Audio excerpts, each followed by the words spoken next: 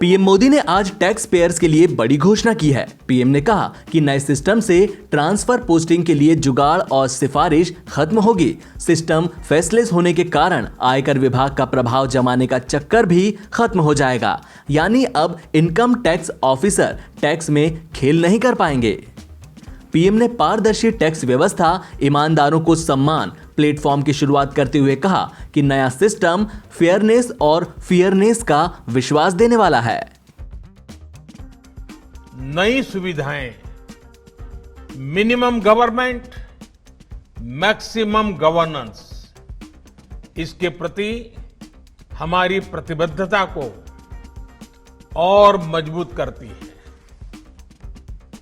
ये देशवासियों के जीवन से सरकार के दखल को कम करने की दिशा में भी एक बड़ा कदम है। साथियों, आज हर नियम कानून को, हर पॉलिसी को प्रोसेस और पावर सेंट्रिक अप्रोच से बाहर निकालकर उसको पीपल सेंट्रिक और पब्लिक फ्रेंडली बनाने पर बल दिया जा रहा है। ये नए भारत के नए गवर्नेंस मॉडल का प्रयोग है और इसके सुखद परिणाम भी देश को मिल रहे हैं। आज हर किसी को ये एहसास हुआ है कि शॉर्टकट्स ठीक नहीं है। और हमारे यहां तो रेलवे स्टेशन पे लिखा जाता है, shortcut will you cut you short. गलत तौर तरीके अपनाना सही नहीं है। वो दौर अब पीछे चला गया है।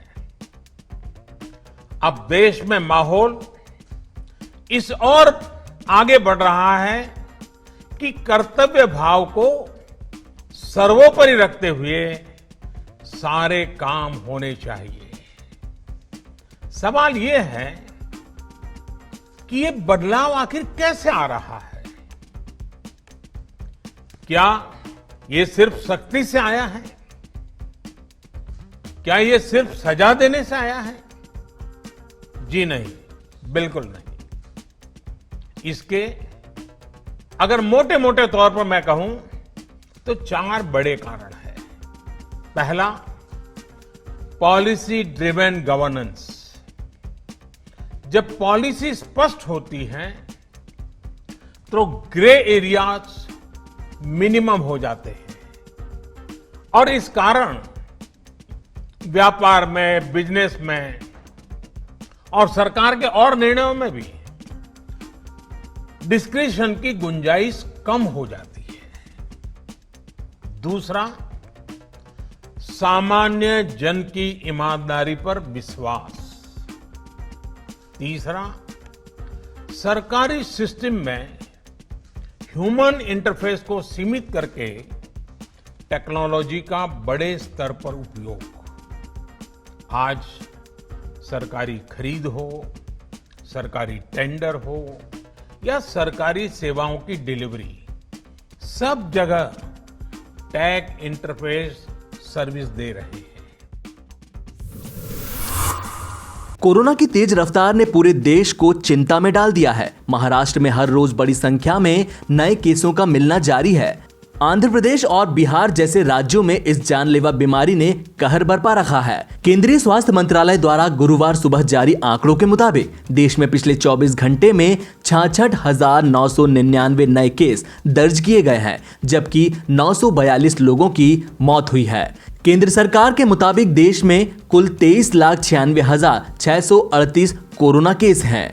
इनमें से 16,95,982 लोग कोरोना से ठीक हो चुके हैं। वहीं 6,53,622 केस फिलहाल एक्टिव हैं।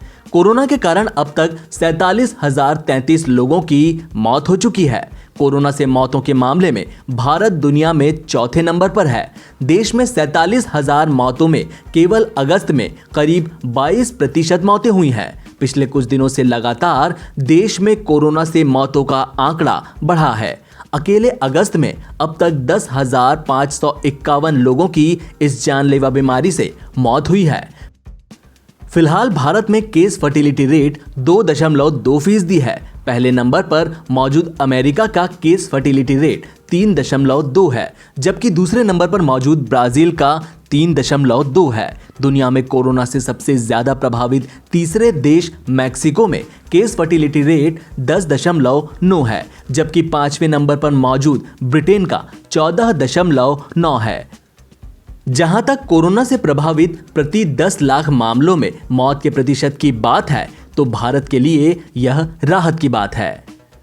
भारत में प्रति 10 लाख में महज 34 लोगों की मौत हो रही है। अमेरिका में यह औसत 508 का है, ब्राजील में 485, मैक्सिको में 418 और ब्रिटेन में 688 का है। कोरोना वायरस फैलने के साथ ही इस बात को लेकर सवाल खड़े हो गए थे कि वायरस आखिर फैला कैसे। अमेरिकी राष्ट्रपति डोनाल्ड ट्रंप ने नए कोरोना वायरस फैलने का दोष चीन के सर मढ़ा, जिसकी वुहान वायरस लैब विश्व में सबसे अधिक खतरनाक संक्रामक रोग वायरस का अध्ययन करने में सक्षम है। दावा किया गया कि इसी लैब से वायरस लीक हुआ है। अब वुहान वायरस लैब की निदेशक वांग येनई और उनके सहकर्मियों ने अमेरिकी एनबीसी संवाददाता को दिए इंटरव्यू में ऐसी अफवाहों का खंडन किया है। उन्होंने कहा कि कोरोना वायरस इंसानों में कैसे फैला, इसकी जांच पर राजनीति का असर नहीं होना चाहिए। अमेरिका के एनबीसी रिपोर्टर ने 7 अगस्त को चीन के वुहान वायरस लैब और वहां BCL4 प्रयोगशाला का दौरा किया था। इस दौरान वुहान वायरस लैब के अनुसंधानकर्ता युआन चीमिंग ने कहा कि हम चीन अमेरिका तनाव नहीं देखना चाहते, जो विश्व की स्थिरता और प्रगति के लिए हानिकारक है। हमने अमेरिकी वैज्ञानिकों से बहुत तकनीक और अनुभव सीखे हैं। महामारी फैलने की स्थिति में हम विज्ञान और वैज्ञानिकों का विश्वास करते हैं। संस्थान के वॉइस डायरेक्टर युआन झिमिंग ने कहा, मैंने लगातार इस बात पर जोर दिया है कि हम सार्स जैसे निमोनिया वायरस से संपर्क में 30 दिसंबर को आए थे, जो हमें किसी अस्पताल से भेजा गया था। उन्होंने दावा किया कि उससे पहले नोवल कोरोना वायरस पर काम नहीं किया गया था, इसलिए लैब से लीक होने का मतलब ही नहीं है। हालांकि एनबीसी ने अपनी रिपोर्ट में इस दावे को वेरीफाई नहीं किया है। वांग ने यह भी कहा कि संस्थान के किसी वैज्ञानिक को इन्फेक्शन नहीं हुआ है। अमेरिकी सरकार ने H-1B वीजा के कुछ नियमों में ढील देने का ऐलान किया है। इस फैसले से इन वीजा धारकों को अमेरिका में प्रवेश करने की अनुमति मिल सकेगी। खास तौर से उन लोगों को इससे फायदा मिलेगा जो वीजा प्रबंध की वजह से नौकरी छोड़कर गए थे। अगर वो उन्हीं नौकरियों में वापस आना चाहते हैं तो इस छूट का फायदा मिल सकता है। अमेरिकी विदेश मंत्रालय के सलाहकार ने कहा कि इसमें प्राइमरी वीजा धारक की पत्नी और बच्चों को भी उसके साथ यात्रा की अनुमति दी जाएगी। अमेरिका के स्टेट डिपार्टमेंट के सलाहकार ने बताया कि जो भी आवेदक अमेरिका में पहले की अपनी कंपनी में नौकरी करने के लिए अपील करेंगे तो H-1B वीजा की कुछ शर्तों में राहत की वजह से उन्हें इसका फायदा मिल सकता है। प्रशासन ने तकनीकी विशेषज्ञों, वरिष्ठ स्तरीय प्रबंधकों और अन्य कर्मियों को भी यात्रा की अनुमति दी है जो कि H-1B वीजा रखते हैं। यही नहीं, उनकी यात्रा अमेरिका के तुरंत और निरंतर आर्थिक सुधार को सुविधाजनक बनाने के लिए बेहद जरूरी है। 22 जून को अमेरिकी राष्ट्रपति डोनाल्ड ट्रंप ने इस साल के लिए H-1B वीजा निलंबित करने की घोषणा की थी। इसे भारत समेत दुनिया के आईटी प्रोफेशनल्स के बड़े झटके के तौर पर देखा जा रहा था। हालांकि अब अमेरिकी प्रशासन ने वीजा प्रबंधन को वैकल्पिक बना दिया है, जिससे H-1B वीजा धारकों को कुछ शर्तों पर अमेरिका में प्रवेश करने की अनुमति मिलेगी। पिछले कुछ समय से बारिश की राह ताक रहे दिल्ली NCR में गुरुवार तड़के से ही झमाझम बारिश शुरू हुई। राजधानी दिल्ली के तो कई इलाकों में पानी भर जाने से ट्रैफिक की समस्या पैदा हो गई। वहीं दिल्ली से सटे गाजियाबाद, नोएडा जैसे शहरों में तेज बारिश हुई है। दिल्ली में बारिश के कारण कई इलाकों में पानी भर गया और सड़कों पर लंबा जाम लग गया है। आईटीओ में जबरदस्त जाम देखने को मिल रहा है। भारतीय मौसम विभाग के एक आंकड़े के मुताबिक राष्ट्रीय राजधानी में अगस्त में अब तक सामान्य से 72% कम बारिश दर्ज की गई है, जो कि 10 वर्षों में सबसे कम है। लेकिन गुरुवार रात से ही लगातार हो रही झमाझम बारिश ने दिल्ली को राहत दी है। भारी बारिश ने दिल्ली को एक बार फिर फंसा दिया। दिल्ली में रात भर से हो रही बारिश के कारण जगह जगह और जलभराव हो गया है। पानी भरने से आईटीओ के पास गाड़ियां रेंगने लगी और फिर लंबा जाम लग गया। मिंटो ब्रिज के नीचे हालांकि अभी पानी नहीं भरा है और वाहन वहां से गुजर रहे हैं। लगातार हो रही झमाझम बारिश के चलते दिल्ली की सड़कें पानी में डूब चुकी हैं। कई इलाकों में पेड़ टूटने की खबरें हैं। दिल्ली ट्रैफिक पुलिस ने सूचना दी है कि दिल्ली हाई कोर्ट के गेट नंबर 2 के सामने एक पेड़ गिर गया है, जिसकी वजह से यातायात प्रभावित हुआ है।